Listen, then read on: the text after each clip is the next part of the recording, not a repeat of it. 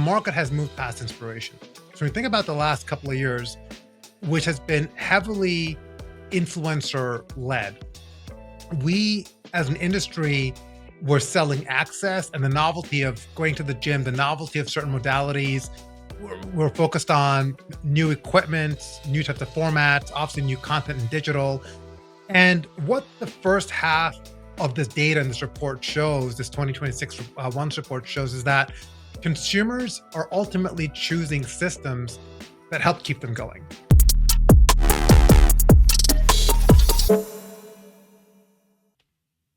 We're live. Welcome to this week's Lifts podcast. I'm Matthew Januszek, and today we're talking about the ABC mid-year 2026 Wellness Watch report, looking at behavior of millions of fitness consumers around the world. Bill Davis, CEO of ABC Fitness, opens a report with a comment that I think frames the conversation today, which is fitness consumers are no longer looking only for access, novelty, or inspiration.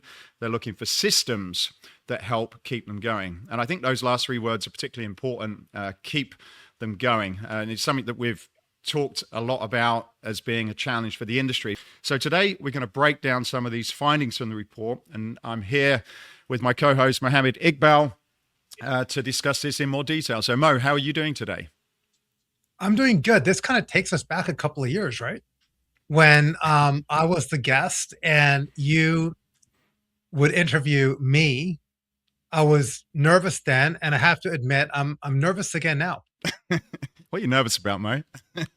I didn't put you on the spot too much then, did I? You put me on the spot, and you always bring these curveballs, but usually I'm on the other side, so I kind of know what you're about to ask. But this time I'm the guest, so let's go. Look, I think what the report means is that the market has moved past inspiration. So when you think about the last couple of years, which has been heavily influencer led, we as an industry were selling access and the novelty of going to the gym, the novelty of certain modalities. We're focused on new equipment, new types of formats, obviously new content and digital. And what the first half of this data and this report shows, this 2026 ONCE report shows, is that consumers are ultimately choosing systems that help keep them going. So you talked about things like accountability, consistency, community.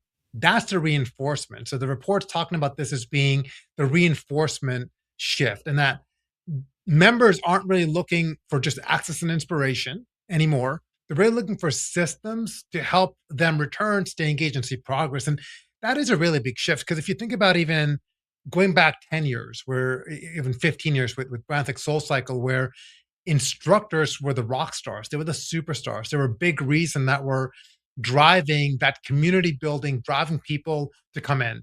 Then you had new gyms, even at the value price, both the premium segment and HVLP, new equipment, new facilities. You saw the addition of things like pickleball at Lifetime Fitness. You saw gyms like EOS really upgrade their facilities and adding fresh new equipment, both on strength and cardio. But now consumers are saying, well, that's all well and good, but what I really want is, how are you going to help me keep consistent? And you brought up a few numbers. So interesting paradoxes here, because on one hand, new gym joins are down 9% year over year. So to me, does that mean that we've kind of hit the ceiling, where in the last 5 years, we've seen incredible growth post-pandemic? But really, it's about getting those still higher intent people to join. So if new gym joins are down, it means a couple of things, and the report speaks to that. One, check-ins are flat. So it means, like, we know that people are showing up, but people that do show up are showing up more consistently. So gym utilization is actually up. So we know that we've attracted the right people. They're showing up. For the most part, they are staying, and they're putting the hard work in. One other thing on gyms, the new joins that we've seen this year have been skewing younger. Gen Z is 46% of new gym joins. Millennials are 32%. Gen X is 13%. Boomers only 7%. So nearly half of everyone walking through the door for the first time is a Gen Z, and it's also very much gender balanced. In fact, skewing a little bit higher to women. 51% are women, 49% are men. So what all these numbers tell me is that we have successfully pulled in that population that is high intent on being healthy, the population that really wants to move. We've gotten them to commit to joining a gym. And this is not, and the gym is no longer dominated by men, even in certain modalities. So it's really become a lot more evened out. I think the question for us is, what's next? How do we get that other 70% of people who don't belong to any gym or maybe don't engage in the minimum standards for physical activity? How do we get them to move? Yeah, and I think that's an interesting one because in some ways I when I look at the report, I question how much information does the gym industry really have on their members? And when I was looking, I've got a couple of case studies I wanted to go into, and because certainly a lot of the tech-based fitness products or companies have a huge amount of data and seem to be a lot better to the membership apps are a lot better at following their members and advising them and reacting to change, whereas the gyms seem to still be a little bit in the dark ages. You mentioned a few comments there that we look at these rock star instructors. Obviously, we look at things like equipment and new concepts, but if you look at the report or Bill's comment, the clear message is it's reinforcement and habit formation. Now, if you speak to someone like Paul Bedford, he would say, well, I've been talking about this for years, like decades, and the industry's been very, very slow to react. But do you think that could be the case that some of the technology that allows us to really have good information about who's coming through the doors and what they're interested in hasn't been there yet, and maybe that's one of the things that changes? I wanted to pull up a little bit of a case study, and it's a little bit sort of left field, but it is interesting because it's an app that has almost like similar behavioral problem as the fitness industry does, and I want to pull up Duolingo. And, one of the things, a lot of people realize that learning another language would be good for them, but the problem is sticking to it and doing it consistently. And if you look at the Duolingo business, it's kind of solved that problem and done a good job, really good job at it. So by the end of 2025, Duolingo had 133 million active users, 5.27 million daily active users, 12.2 million paying subscribers, and more than 1 billion in annual bookings. So almost 40% of its monthly users, 40% are engaging on Duolingo every single day. Now, I know there is a difference between learning and activity. However, it is interesting that Duolingo reported that more than 20% of its daily active users had maintained a streak, as they call it, longer than a year. And so it hasn't really done it by creating better language lessons. It seems, according to this article, that it's engineered behavior around the lesson. So you've got streaks, reminders, small commitments, rewards, visible progress, and social reinforcement. So I guess my question, and this is something that we can talk about now, is do we think the fitness industry has spent probably too much time designing workouts and maybe not enough time designing habits that get people to perform consistently? And could technology start to help that? I really love that comparison to Duolingo. And look, putting my product hat on, I'm always looking at apps like Netflix and Duolingo that have such high engagement, such high usability, and they keep people on coming back. A couple of things that Duolingo does, which I do think the fitness industry can learn about, is first, there is a lot of forgiveness built into the streaks. And what I mean by that is there's the ability to pause. So if you are currently on a winning streak and you say, hey, I am going on vacation, maybe I don't want to engage in my second language or third language learning. I want to take a pause. You've got the ability to add a pause and come back and continue the streak again. So they've intentionally built those things into the product. The other thing that they built into the product is this idea of is that a good idea, Mo? I think it's a fantastic idea. And I want to bring a parallel here into fitness. The other thing is jumping back on when you fall off. So the parallel to the fitness industry is this. So often we come together with a program. It could be diet. It could be a workout program, either strength or cardio or both. And I mean, how many times, Matthew, have you heard someone say, well, you know what? I started a program. I got injured or had to take 2 weeks off because I went on vacation. and I just never came back into it. That happens a lot. Well, and that could be in anything. It could be a challenge to drink water. It could be maybe, if you're trying to cut back consumption on alcohol and any other areas. So we started seeing this come into fitness last year. A couple of notable examples. Apple Fitness on an Apple Watch um, has given you the ability to pause your rings. So if you want to say, you know what, I don't really want to meet my step goal and my move goal for a week because maybe I'm on vacation, maybe I got injured, that's okay. You could intentionally pause for a period of time or for a particular rest day. I think the second thing that we need to learn in fitness is this idea of if you fall off your program, not disencouraging you and just basically saying, number one, you can intentionally take a pause. Maybe you're burnt out, maybe you need a week off, and that's okay. And then rewarding you coming back instead of breaking the streak. So you think about apps like a Peloton or really any other digital product in fitness today, they reward you for continuous streaks. It could be how many days you're working out straight, how many weeks you're working out straight, how many times you hit your move goal. And I think when you take a page out of Duolingo and you apply that into what we're doing and you want to increase engagement and retention, is to say that it's okay. Number one, if you want to have an intentional pause, so I'm going on vacation or I want to take 2 weeks off because I feel burnt out, and have people continue the streak because that truly is encouraging. And if you do end up falling off, giving people the ability to hop back on. So saying, we noticed that you fell off. In order to keep your streak alive, we're going to give you a week's grace period. And Duolingo has those actions in there, and it's kept people engaged instead of saying, you know what, I'm just going to start again next year. So I think there's a lot that we could learn from apps like Duolingo. So the second point that you slightly referred to, which I think was very interesting and worth us spending a moment on, is that within the report it says 77% of members are spending less than $25 per month on fitness. 63% want fitness options within 1 mile, and only 1% use a gym or a health club. So ABC describes these consumers as lower spend, convenience driven, and often anchored in outdoor and home routines.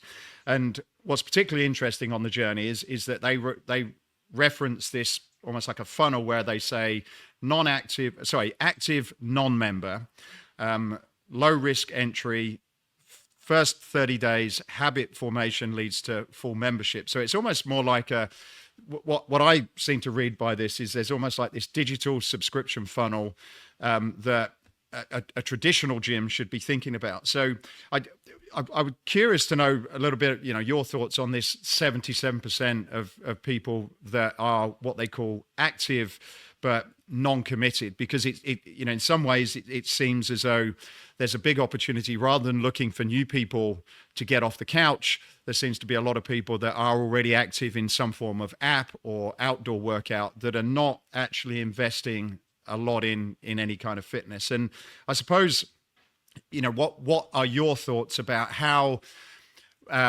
as an industry, we can become relevant enough to what they're already doing that they're prepared to enter what I guess I would call the gym ecosystem or coming in the doors of a health club? Yeah, I think that's a great question. But one thing I want to call out, when you look at ABC's report, we typically have a higher percentage of HVLP gyms on our platform. So brands like Planet Fitness, Crunch Fitness, EOS, Amped, and others.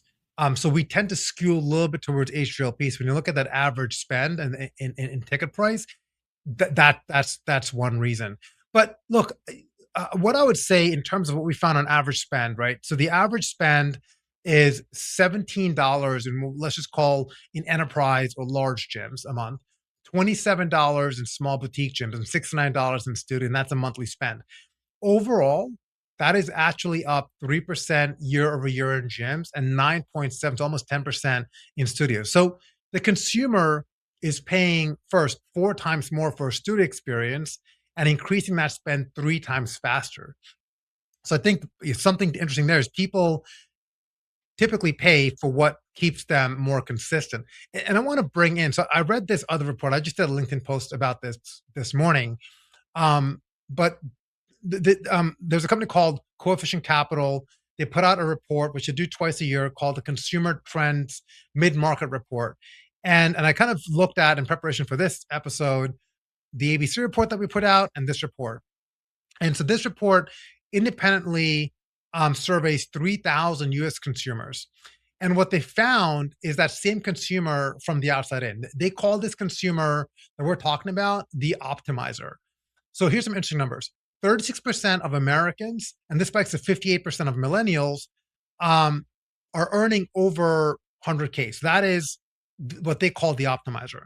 So, so within this cohort, these people exercise 4 or more days per week, which is nearly double the rate of everyone else. So they exercise, which is 54% versus 28%. So 4 more days a week than anyone else. And then when asked where they're trading up versus trading down, they're trading up fitness and wellness products. They're spending more. That topped every single category, up 37%.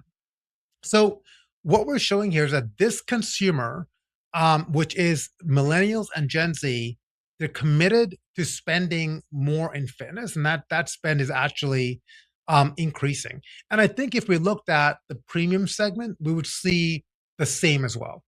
So are you on that then? Because when I read the report, I wasn't aware of what you said, which, certainly there's definitely a skew towards more the HVLP gyms. However, what I took away from that was that there seems to be a big chunk of people that are engaging with apps or doing outdoor fitness and that probably weren't coming into gyms. Do you think that there could be something there? So if you look at things like High Rocks and a lot of these races that are starting to happen where people may not necessarily do those in traditional gyms, do you think any of that is also playing into this? Is that keeping people out of gyms, or is it bringing in? And again, I know High Rocks are partnering up with gyms to do that, but do you think people are getting some kettlebells and a sled and doing stuff in their garage and working out, as opposed to thinking that fitness needs to be done inside these 4 walls? What are your thoughts on that? No, I agree. I think it's absolutely happening. And I think that events like High Rocks and anything outdoor is really accretive to the industry. And candidly, that's one thing that as an industry, we're not tracking well. No. So we are Oh, tracking. Sorry. Well, I was just going to Sorry. say, we track so many metrics as it relates to what happens in the gym. And something that I've been a big proponent of, and certainly what we're doing here at ABC, is shifting that perspective to be also focused on outcomes. In other words, let's get invested and let's get focused on whether our members actually improving those metrics that matter. Are they moving consistently? Are they sleeping better? So, and many other areas. So by us really shifting the focus away from check-ins, which is something that we've talked about a lot on this podcast, to really being more outcome driven, I think the gym just becomes a part of that story, not the story. So I think the things that you're talking about, Matthew, around things like High Rocks, training at home. I mean, as you know, I train almost exclusively at home. You train mostly at the gym. But the gym is still important for me, right? Going to the gym is where my community is. So it doesn't mean I'm going to cancel my gym membership. I'm going to keep the gym membership. So I think, from a gym perspective, I might show up right now in the data as a very low use member. So they might not be, but I'm active because I'm paying. But if they knew what I'm doing outside of the gym, they might say, hey, you know what? We've got a new meal that we're serving that is focused on post-workout training, or we've got a recovery facility that maybe is better for you, and you can come in and just use the sauna, or a new breathwork class that we're offering. We're not doing that yet, but I do think that we are accelerating towards that. This week's episode of the Lifts podcast is brought to you by EGYM. EGYM is building the future of smart fitness. Their connected ecosystem combines intelligent equipment, AI-powered software, and the WellPass corporate wellness platform to help operators grow their business and deliver measurable health outcomes to exercises of all shapes and sizes. From powering gym floors to supporting employee wellness, EGYM is redefining the workout 1 rep at a time. Learn more at egym.com. One of the things that I don't think we track well either is, if you look at some of the, and I'm going to come on to this with my next point, but if you look at some of the big consumer brands, like, Peloton obviously is a big one. Their results came out, I think, this week, and we could touch on that. But when we look at consumer fitness and we say, well, consumer fitness isn't necessarily growing, Peloton, their subscriptions fell 9% in the last 12 months. You kind of think, well, is home fitness really a thing? But then I think what people miss is the things that they can't track and they don't realize it's happening underground. And if you look at things like Coop from Garage Gym Reviews, the event Home Gym.com, if you look at what's happening on Instagram, like there's this underground of community, which is amazing. So, and I don't know whether you follow this or any of the listeners follow it, but if it's almost like as an industry, we're not recognizing what's really happening in this home fitness market, because it isn't people buying a Peloton now. You've got two groups of people. You've got the inventors, where you've got guys, predominantly guys that are in garages, and they're whacking together different pieces of fitness equipment, attaching bands and chains and building stuff in their garage. And then they're showing it to other people who are building it themselves. And there's this whole massive community of young, creative engineers, fitness equipment builders that are doing some amazing stuff that I think is actually leading a lot of the trends that we're seeing with some of the equipment in the gyms. And that's definitely a first in terms of my experience in the industry. And then the second thing is you've actually got people then that are doing workouts in this home gym.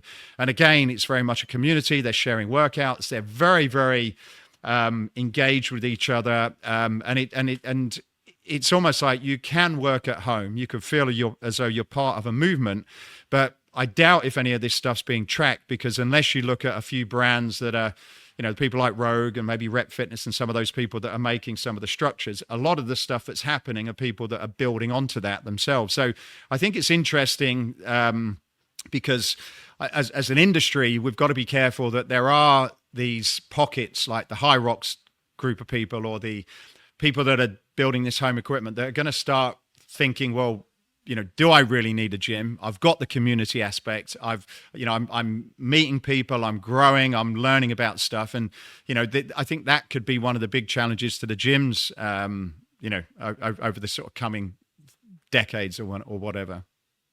No, I would agree with that. I think there is an entire community, and maybe it's, 10% or even higher of people who really lean in on home fitness. And look, going back 15, 20 years, we've had Carl Dakeler on this podcast from Beachbody. You think about the days of P90X, and how many people did you know, Matthew, who were on P90X and found a lot of success.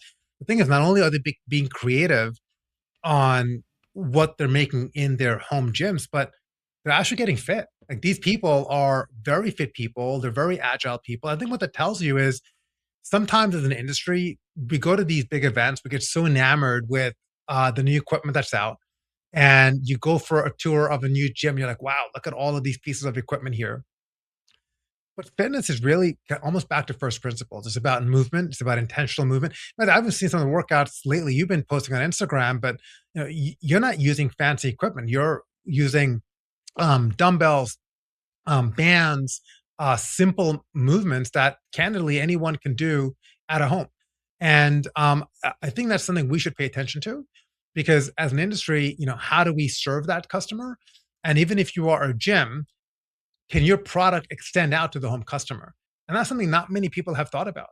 If you are a gym like a Planet Fitness, should you have an offering or a membership for people who have a home gym and want to work out at home, but still want to be part of a community, still allows them to engage with a community in gym and gives them the opportunity to come in, but priced differently, knowing that they work out at home. So an example of that, and we've seen some brands explore it, is, do you offer programming? Do you offer a workout builder? Do you offer tools as a gym that could be built around what people are doing at home? We haven't seen many people do that. I know some brands are in very early exploratory stages, but I think that's an incredible white space for us. Because if we could bring these roles together, community, accountability, all of these things have an accretive effect. And I agree, as an industry, just because we've had such great growth over the last several decades, it's not something that we've looked into. Well, I want to move on to Peloton. Again, their results came out just recently. I think it's definitely a great case study, because they're a brand new business that came in and have been through their own, they came in off the back of the pandemic, did very, very well. And now they've been through their own sort of journey, I guess, to figure out who they are and what they're going to become. But I'll just read a few highlights. In 2026, full year, the business generated 1.45 billion in annual revenue. So it's the first year that I believe where they had net profitability. And I'll get you to correct me if I'm wrong on that one. But the customer numbers are still contracting. Paid connected fitness subscriptions fell approximately 9% to 2.55 million. Total members declined by 8% to 5.5 million.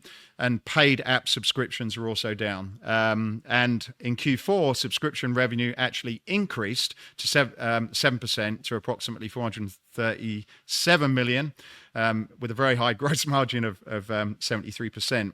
So the subscribers base is smaller, but it seems as though the retained subscription relationship remains extremely valuable. Peloton's response was interesting. The CEO says, we're evolving into a connected wellness platform, combining hardware, which I guess is what you get in a gym, intelligent software, which you don't really get in the gym, and then human connection. And so it's basically said that their business is evolving from providing a huge library of workouts, which is what we've just discussed many gyms are doing.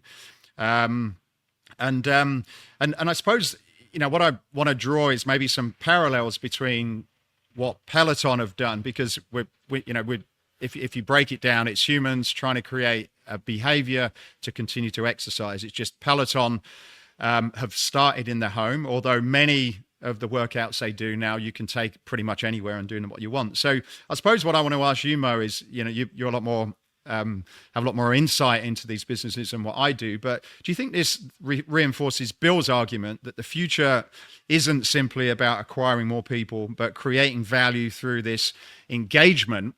And if that is the case, where do we start in terms of figuring out how to get much better at creating this engagement and habit formation?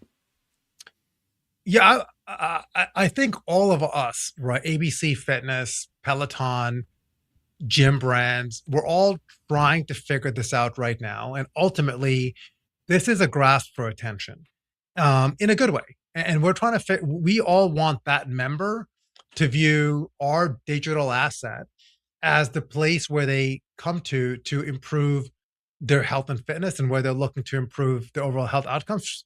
I would argue for them and their family.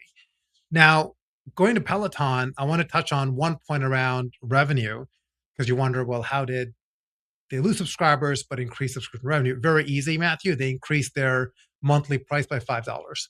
And by doing that, they were able to lose subscribers and churn subscribers, but also had their subscription revenue went up. The fact that their net loss in subscribers, both in connected and in digital, is definitely concerning. Like that is not a win. And I wonder, right? So obviously I think my Peloton weekly streak is something like 418. It's kind of wild. So I'm a very, very avid Peloton user. I definitely use their content or their bike or at least once a week. And clearly I've been doing 418 weeks. However, consumers want a lot more personalization, right? And I wonder if the standard class is enough. And then you look at who that Peloton member is. It's not, if you think about the gym member we talked about, Gen Z has been the fastest growing people coming through the door. That is not the highest growth area for Peloton. Gen Zers are not buying a Peloton. People that have families, it's that home fitness buyer that you were talking about. They're the ones that are buying Peloton. So they're different cohorts. But here's the problem. Gen Z is spending a bigger part of their wallet on fitness and wellness, much less than the older population and the at-home fitness customer. Do you think, just to pause on that a second, do you think in some ways, though, like Gen Z, in terms of where they are in life, the fact that they want to go out and meet people and they've not yet had families, and I'm assuming this is a Gen Z, and that they're replacing things like bars and nightclubs and that kind of stuff with other social interaction. Do you think that that's almost like a stage of life that you go into, where we know the people used to go to bars and nightclubs were generally a certain age, and then once they pass that, you didn't attract those? Is there anything there, or am I off? Am I missing something?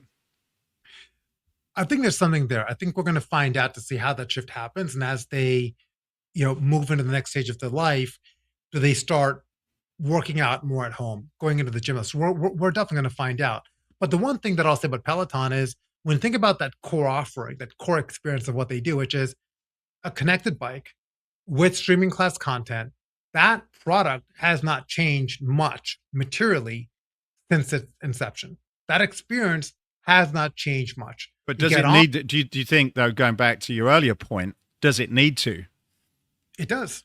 Really? I definitely believe it needs to. I think they've got to, and they've started doing a few things. Number one, again, some of these things are lost in the earnings report, but they re-platformed the Apple Watch app, and they now started counting streaks that you do outside of Peloton into Peloton. So even if I miss doing an actual Peloton class now, and this is only in the last couple of months, but I did an outdoor activity, that will keep my streak alive.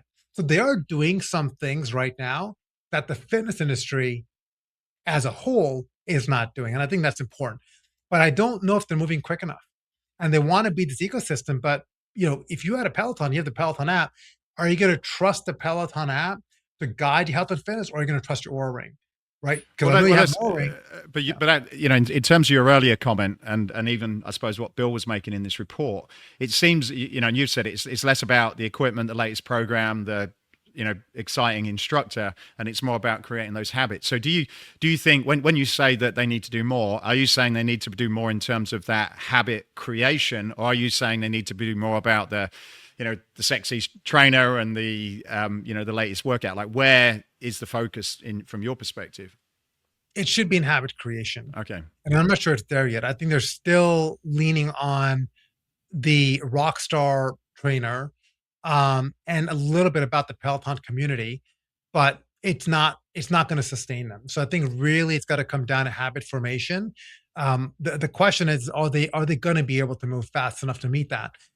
One other thing I would add, which I'm really curious to see how this rolls out, in November, and I had a great conversation with the president of Precor this week, really showing excitement around their commercial launch. So they're having finally a Peloton commercial line, which is going to include a treadmill and a bike.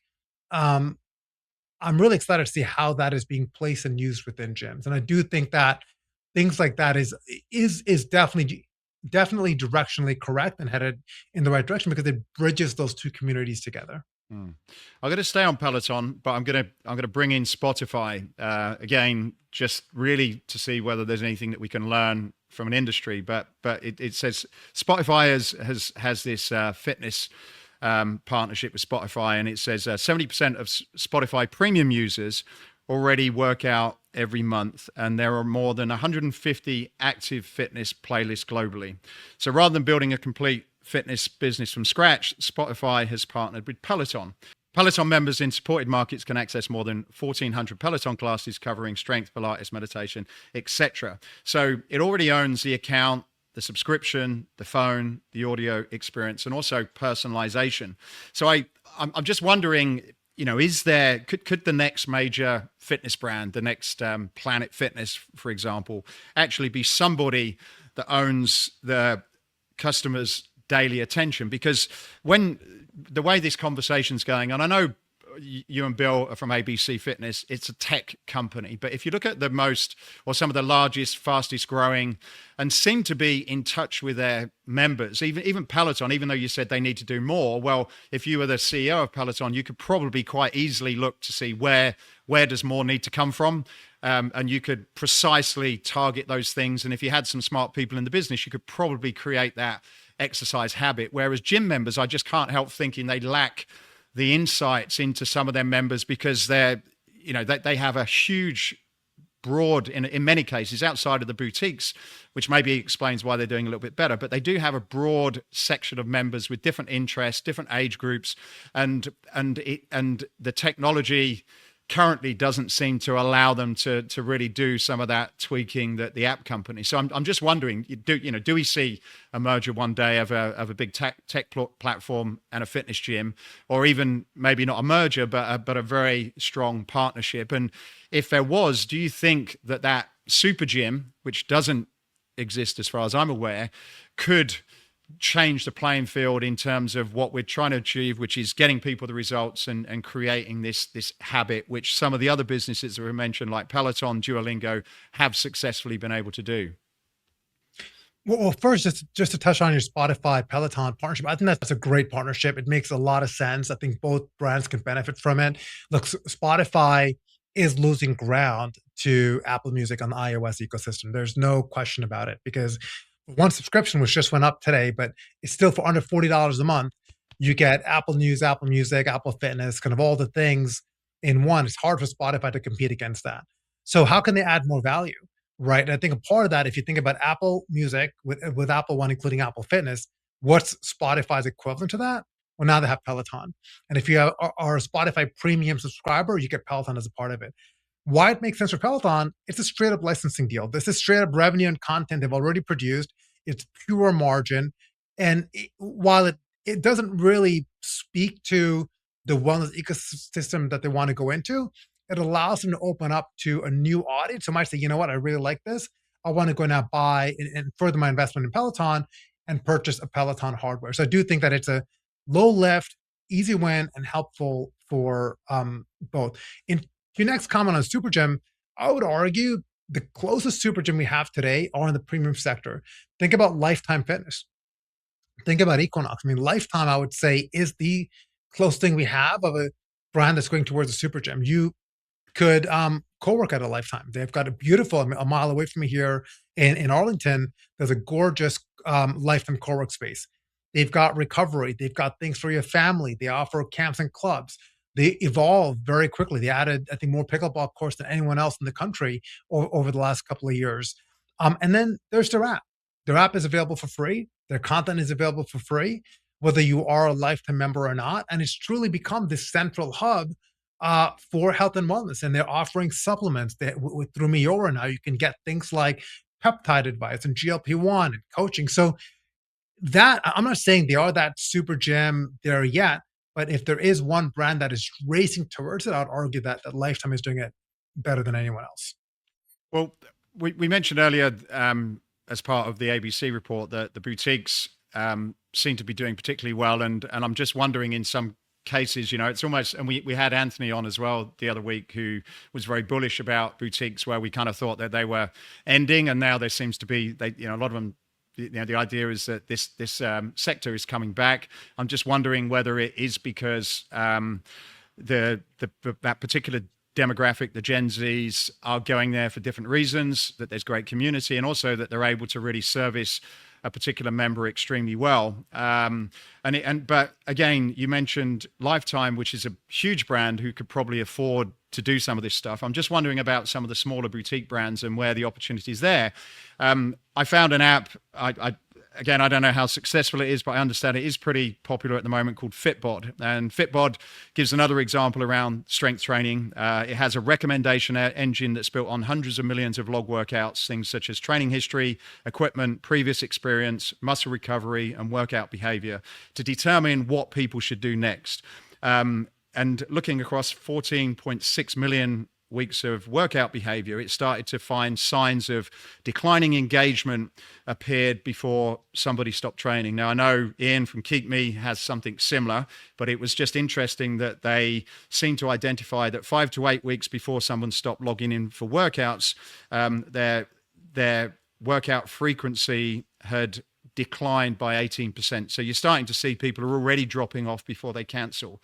And then in the final 2 weeks, it was down 27%. So again, I know ABC have made a recent acquisition. I'm not sure exactly what that acquisition does, but I'm sure that there's some pretty, I understand it's, there is some AI in there that allows you to do a lot more than what it currently does, without this being a plug for ABC Fitness in any way. But are we seeing that that there are solutions that are going to be coming to the market where some of the personalization that these apps have can be brought into the business? Or again, do you see that fitness brands could potentially look at people like Fitbod, if you've got a strength training studio, and there could be hookups there where you can get a mass amount of data, but relate that to some of the things that are going on in the gym, and then also have an experience out of the gym? Like, where's your mind at with that type of partnership? Yeah, this is a fantastic question. Fitbod is a tremendous app.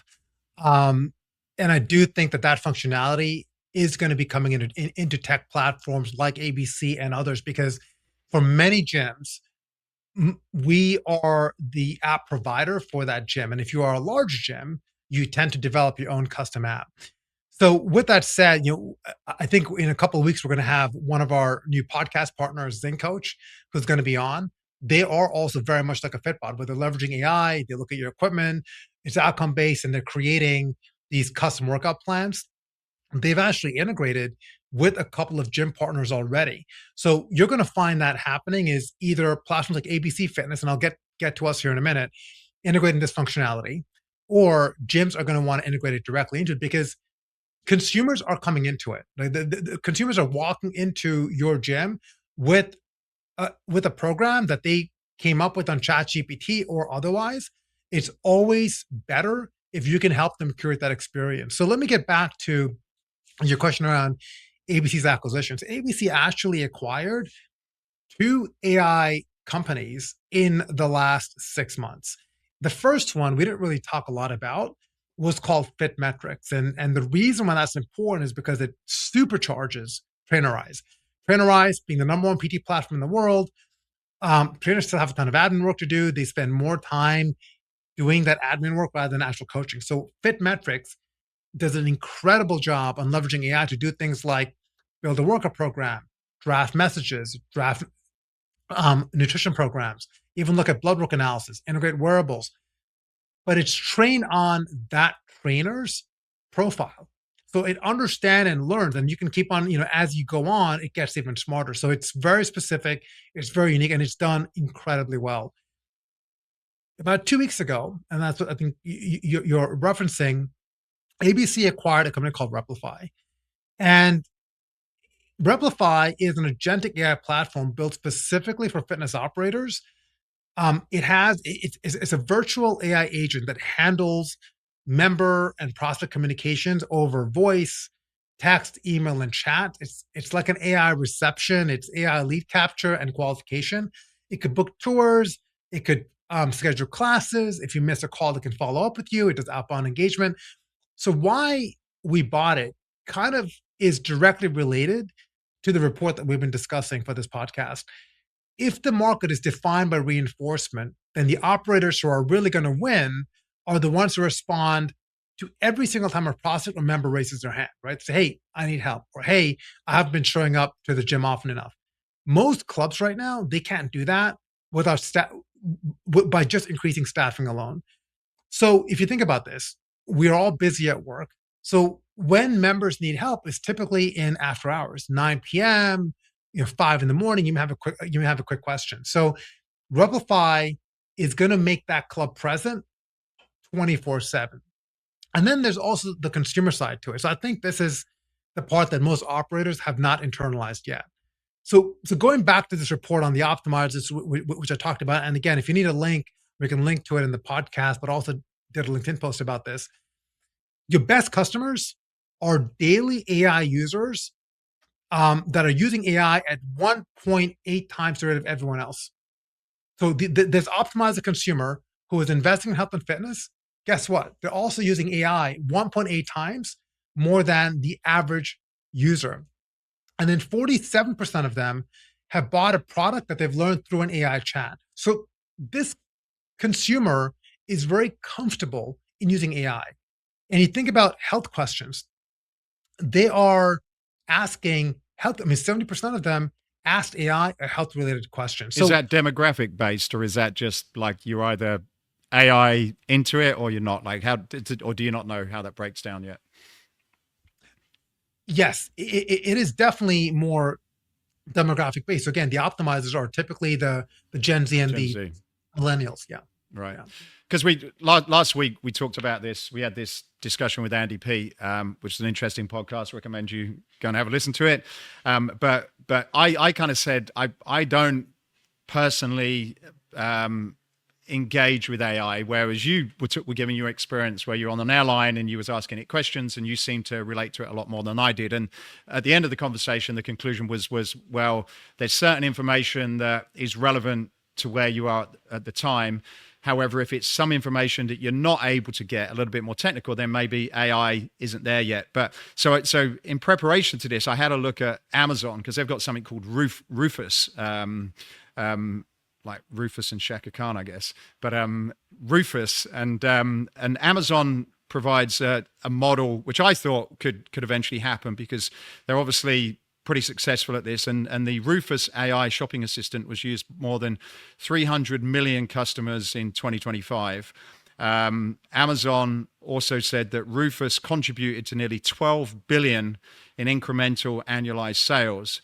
But I guess the interesting part that they describe from what Amazon said is this it isn't a chat built. It's designed for progression where they get the data, they understand, they make recommendations, they convert, and they get people to take action. So I think, my question to you, because if you're not into this stuff, it's like, well, how does this apply to me? I've got a gym, or I've got 10 gyms or 15 gyms.